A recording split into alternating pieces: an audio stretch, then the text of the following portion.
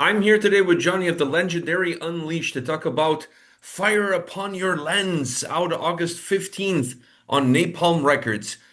It's an absolute pleasure and honor to sit here with you today and talk about the band's latest record. You guys are more than iconic. I would say like legendary, really, it's the perfect word to describe the band and the discography and what you guys have done. 15 records, this one being the 15th record. So, first of all, thank you very much for being so humble and taking the time to chat with me about the album. Well, thank you very much, and thanks for having us. Yeah, it's good to see you. Like I said, it's been crazy, a number of crazy years, but it's been a good ride, man. Like 37 years, 15 albums, and we're still here, Yeah, amazingly enough. But and you still know, making so we relevant should be so music. happy. Yeah, Yeah, like you would expect, don't mind me saying this, but when a band releases 15 records and has had the discography that you guys have had and the longevity that you guys have had, you expect by the time you're going to release your 15th album, you guys kind of just mill it in. We just need to put a record out there so we can go on tour and do that. I pressed play on this record. I didn't get that vibe at all. Like good to hear. this Amazing. is one of your strongest albums in a very long time, and I think this I don't want to call it genre, but this style of Viking inspired metal has declined over the last couple of years, in my opinion. And hearing an album like this gives me hope that Good to hear. that the Thank you. genre is not dead. Amazing. Well, that's really good to hear. That's what we hope for, man. Really cool. Thank you. So let's talk before we talk about the record. Let's talk about the longevity.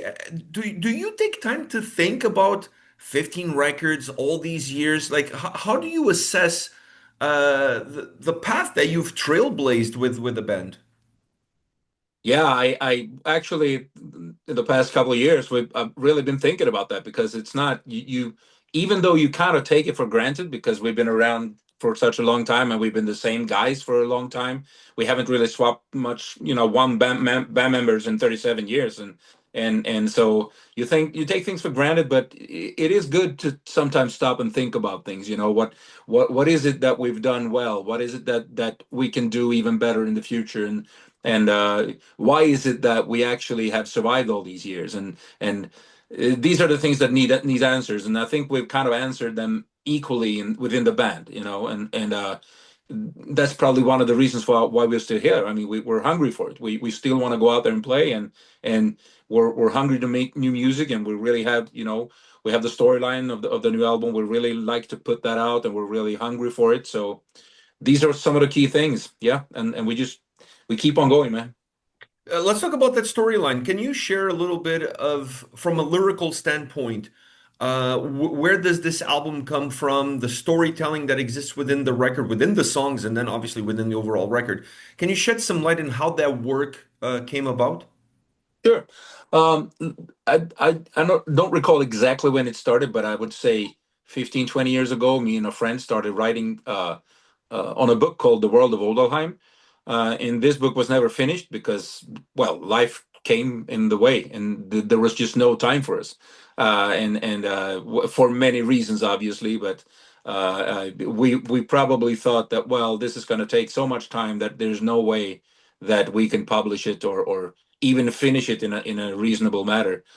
So we said, well, okay, and since he knew we were doing stuff that normally is unleashed type lyrics anyway, I came up with the idea of making let's say the chapters into songs, so to speak, and see where that went, and people seem to like it. Like the first album we got out, and the second album, and the third one, and then we just kept on doing the same storyline because the let's say the story is already there.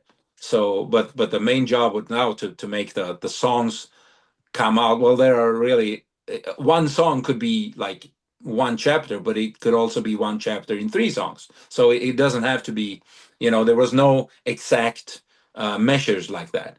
I just figured, well, it's poetic freedom for me. I can do whatever I like, really, because nobody has the book. It's just me. Nobody knows what's in there other than, so I can also change things, obviously.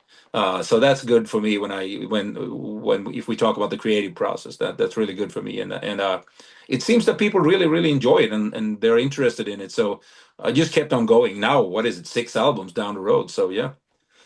And that to me was such an important aspect of this specific record is that more than your vocal performance, more than singing words, you were telling stories. And I think on this album, you really captured that essence of storytelling more than just, like I said, singing words that are on lyrics. Do you see yourself a lyricist or a storyteller? Um, I would say it's good to hear because I really like the storytelling thing, the part that tells a story of life, really. But it's this obviously the story of the storyline of Odelheim is one of the future, so it's not really about like the typical Viking era 1,000 years ago, but it's and but the Viking tradition is really about the past, present, and future of Viking tradition. So there is some things to think about when you make a new song, for example, like on the previous one, because you have to understand that it's about the future, but it could also be about the present day because you can translate many of the Unleashed lyrics into present day if you like, because we keep all that, we keep it from the past and we bring it to the future, and that's the idea, I guess. So so yeah, we just kept rolling on that, I guess. And it's I don't know where it ends either. We'll see. I mean, I know where the book ends, the storyline ends, but I don't know exactly if it's on three more albums or five. I can't really tell. So we'll see. Having this creative freedom, does that allow you to go musically a little bit broader? Because I felt like this album, while being, when you listen to it, it is Swedish death metal at its core, but there's some melodic elements there, there's some black metal elements there. So having this freedom, does that allow you musically to also expand the borders a little bit of what the sound can be on a record to help the storytelling aspect? Yeah, maybe. Like you said, we're always trying to keep to the roots, which is what Unleashed really is. I mean, we'll never stray away from that. But I think also Fredrik developed his guitar playing a bit, and I think that like the main, let's say, target on a new album is to you want to try and refresh yourself all the time. And that's not so easy. I mean, because it's easy to all of the sudden find yourself in a way that you made songs that are not really Unleashed death metal anymore. And if that's the case, you have to put that song in the trash can because it doesn't belong. So, but you have to allow some kind of refreshing moments in there, and that could be some melodic stuff, or it can be thrash, black metal, like you said. It could be like really anything. But it had to belong in the Unleashed sphere, so to speak. And if it goes too far away, well, okay, that's not our song. And that's why we make a little more songs than are actually on the album, because it's inevitable. You have to see what you can do, and in order to fit like the, let's say, 11 best songs for an album. Um, but really, we've been together for such a long time. The same guys for like, what is it, 30 years? We've been the same guys, and we already know what the other guys in the band like. So Fredrik sends out some new songs, and he pretty much know that we're gonna like them because he's been doing it for so many times. And when I put vocal melodies and vocal lyrics, like the content of it, I pretty much know that they're gonna like it. So there are very few surprises, to be honest with you, and I kind of like that because if I buy an album myself, I go out there and buy like the latest, let's say, Grand Magus album, which I fucking love. Then, Me well, too. it's not gonna sound like new metal. It's gonna sound like Grand Magus for you. Probably gonna be a little bit better than the previous one, but it's gonna sound like Grand Magus, and I just love that. That's why I'm in it. I love to have, if I like a band, it doesn't have to be, it could be any band. That's the same when I was younger.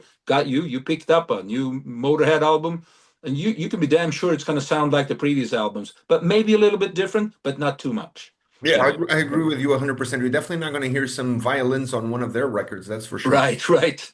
Yeah, So yeah, that is a guarantee, and I'm fine with that because that's what I came in hoping to get, and that's what I want to get. And I thought you guys exactly. did that phenomenally on the album. And one of the things that I really enjoy about this record as well is that you guys didn't overstay your welcome. The album is compact enough lengthwise for you to really be able to sit down, listen to the record from beginning to end, and not feel like you have to put the album away and walk away from it before you dive back into it again. I'm normally very criticized for criticizing long records, but I Right. thought that you guys understood the sound, the storytelling aspect, and then the attention span of the listener, which I think it's really important. How conscious are you guys of that aspect when you need to build a record experience, not just singles? Well, you just said that. I mean, it's just that's I can say the exact same thing because that's exactly what we're thinking about, and we've been doing that for more than 30 years now. I can't say what we thought about on the first two albums because that's such a long time ago. And you kind of on the first album you take the songs you have, really. You don't have 25 songs. We had the songs that we had and we put them on the first record. But of course we are more professional now. We've been doing it for such a long time. We know exactly what we like. We pretty much know what people out there like, not exactly, but you never know. And that's the fun part as well. You need to be surprised as well. You never know what people like.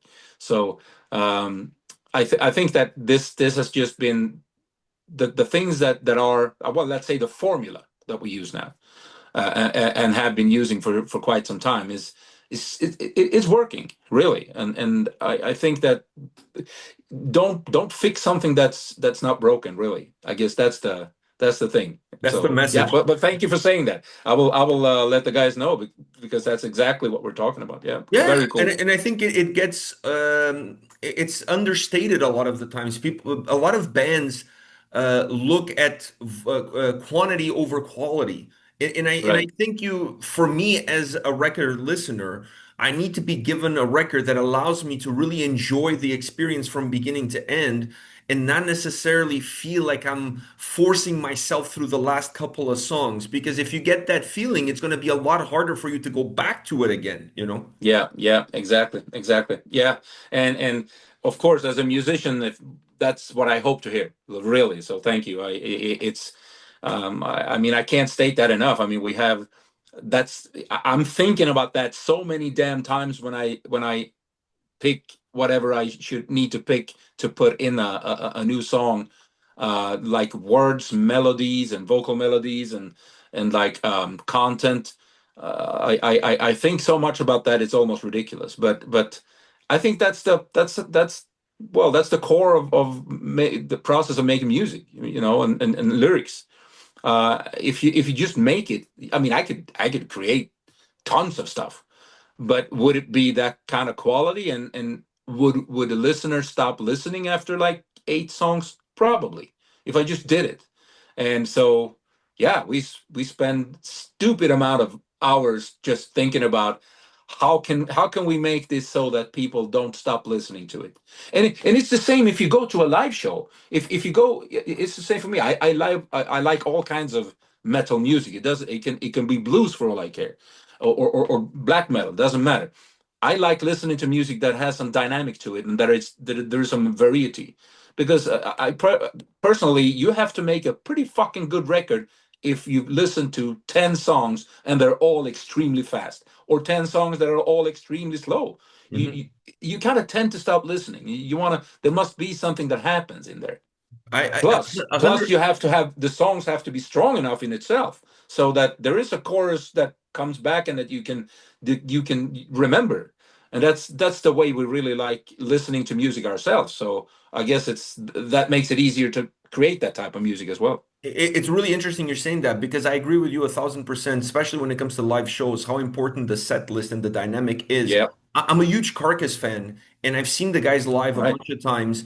And there's a few times where I didn't like the performance. Not that they were not good on stage, I just didn't think the set list Hmm. was correct for the Okay. experience that you want to give. You have to be Okay. really conscious of the ebbs and flows that you want to create through that experience. Yeah. Otherwise, it's that old saying, it's hard to see the forest from the trees. Everything kind of Right. becomes the Right. same thing. You know what I mean? Yeah. And again, I spend probably too much time thinking about the set list. Like for we just completed the set list for the next couple of months, and it's like it's a battle because I wanna kill some of the old stuff, and the other guys want to have, have them still in the set. And I said, well, let's change that to that one that is also from the old stuff. And they go, no, no, no, no, this one has been with us for ages. This should be in there like till the end of time. And I'm like, come on, why? And so that's a battle, but it's my job to make sure that the set list is, regardless of which songs we pick, it's my job to see to that the set list has a good variety and a dynamic in between the songs, or as they should, so we don't end up with like five really really fast songs in the beginning and there's no dynamic and there's no, because death metal is pretty harsh type of music. I mean, generally it's a rough music, man. So we have to, I think the more we are aware of that, the more listenable the show will be. Because And that doesn't mean. not everybody can be in the front banging heads. There are lots of people in the back too that just want to listen, to have a listening experience. And if you run them over, then it's not fun anymore. No, and So, people, you have to understand that that doesn't mean the songs are not heavy, and that doesn't no, mean exactly, that exactly. the album Yeah, is not heavy and that the show is not heavy. It's just that you have to make the listening experience as palpable as possible so yeah. that you can make the songs heavy and not feel, the listener doesn't feel like, wow, man, I need to walk, I need to go outside for a smoke for a little bit. Like I'm Right, dying right. in here. You know what I mean? Yeah, You yeah, need to be yeah. That conscious would be of that. horrible. Yeah, Yeah, yeah, you yeah. I totally totally need to agree. be Yeah, conscious yeah, of that. yeah, You, yeah. you're a great storyteller, and you're telling stories to a whole new generation. You've been telling stories to a lot of different generations over all these years. Is there a story from your childhood that resonated with you that perhaps trigger this storytelling that exists within you? Um, I would say the biggest influence is probably the entire Norse mythology, or as I would use to say, that the Viking tradition, because it's such a rich, well, it's a rich source of information, and it's also a rich source for life. That because not only do I live like that as much as I can, but I also found it extremely interesting when I was a young boy, to search more for what I couldn't find in like a regular library, so to speak, back then, because there was no internet, of course. And I made all the attempts that I could to find information, and but it was really hard back then. Easier now, and so yeah, I would say that's probably the biggest influence that I have. Yeah, for Do, sure. do, do you understand or know why the Viking mythology, for lack of a better term, but the like, let's call them the sagas, the Viking sagas. Do you understand why it has become so popular with people outside of Scandinavia? I would think it's about, really, it may sound like a cliche thing to say, but I think it's about life, really. It's about life and death, and that's, y- if, well, anybody who is born into this life know that you will die. That you have the two things right there. You're born, you will die. Okay, so these are facts. We can agree on a million things, and we can probably disagree on like 100 million things, but these two things are in fact those that we have to agree with. Other than that, we don't know if there's a life after this, etc. But we know we live and we die. The Much of the Viking sagas and the Norse tradition is about what happens when you live and when you die. And of course, you can go to any, I would say, lots of cultures, religions, etc. You can find much of, let's say, pretty much the same storytelling, but it will look the same. It will sound the same. It will look different. It will sound different, and they will have other ways of telling these stories. But they are much about the same. And I would think that first and foremost, I would say what differs that from the Viking tradition, in my perspective, is the let's say the role, or the aim to be a hero. And because most of the Viking sagas that people remember are the ones that you speak about a Viking hero, a warrior, preferably. Doesn't have to be a male; it could be a female too. A warrior that's doing something for his kin, his tribe, or or who else, but there's always this warrior hero. um and it's also about doing heroic things. And I think that's a topic that has been, let's say, neglected for quite some time right now. I'm not sure. I wouldn't say when it starts and when it begins, but I think the Viking tradition really speaks to that. It allows you to be the hero of your own story. It allows you to be the hero to help somebody else with his or her story. And I think this is something that I have tried to, let's say, um, enhance in my lyrics as well. And that's actually a lot of what's happening in the storyline of the world of Odalheim too. So yeah, I'm enthralled in the whole sagas. I was in Iceland this year. I went to a bunch of museums and we oh got like the tours. We heard the stories of the different sagas that they have and the different the founders of Iceland, if you will. And I yeah, thought that was such a cool thing. And the stories that you're telling, it's kind of like a segue from that. I just find it, like you said, it really resonates in terms of being life, death, real people, real things that people went through, real difficulties that people went through. And, yeah, and yeah, and when I was listening to this album, I was thinking, wow, you guys have had, so many decades of music, so many decades of creating art and putting art out there in the world. Have you ever thought about the reverse? If somebody was to create the Unleashed saga, what would that saga be?